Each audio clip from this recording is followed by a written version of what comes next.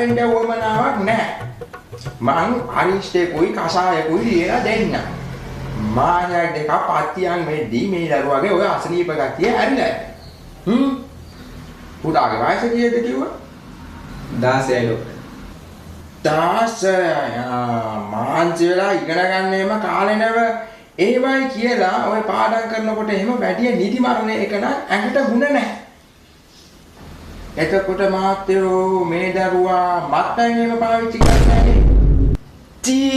වේද මාත්‍ය. අපි ඔය බේවත් රස්තිය අධිකාරිය වගේ ළමයි හදලා නැහනේ. මේගොල්ලෝ ඔය මලචරාව කටේ තියන්නේ. ඊස්ටර්. මොකද මම මේව ඇහුවේ මම ලියන්ට යන අරිෂ්ටේ මත්පැන් පාවිච්චි කරපු කෙනෙකුට නම් විස වෙන්න පුළුවන්. මේ දරුවා වුවට නෑනේ. ඒකින් මම මේක ලියන්නේ. ඩොක්ටර් පොට්ටක් චුට්ටක් විතර බොන්න. ඕකනේ කියන්නේ බෙදාට බොරු කරලා ලෙඩ මොඩ කරගන්න බෑ. ඒක නිසා මට හරියට විස්තරය කියන්න ඕන. දැන් ඔය මාසෙකට වලියක් විතර ඕව ටිකක් තොල ගෑමට ප්‍රශ්නයක් වෙන එකක් නෑ. චුට්ටක් කිව්වේ දැන් ඔය කොච්චරක් විතරද? හස්කල් කරලා ඩේලි කනවලු. මේ අරිෂ්ටේ මේ දරුවට හරියන්නේ නෑ. මම වෙන අරිෂ්ටයක් දෙන්නම්.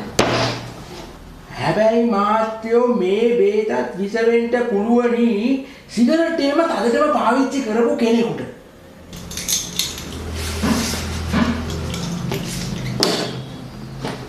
මේ පුතා සිගරට් එහෙම බොන්නේ නෑ නේද? නෑ නේද? පුට්ටක් බොනවලු. පොඩ්ඩක් කිව්වේ. ටෙලිපායක දිනවලු. එහෙනම් ඉතින් මේ අරිෂ්ටේ හරියන්නේ නෑ. පරිපු ගෙදර තව අරිෂ්ටයක් තියෙනවා. මම බැලුවේ මේ දරුවට ඒකත් ලියන්න පුළුවන් වේද කියලා. වේද මාත්‍ය ලියන්නකෝ අරිෂ්ටේ. මට දැනගන්න ඕනේ මුට තව මොනවද විස කියලා.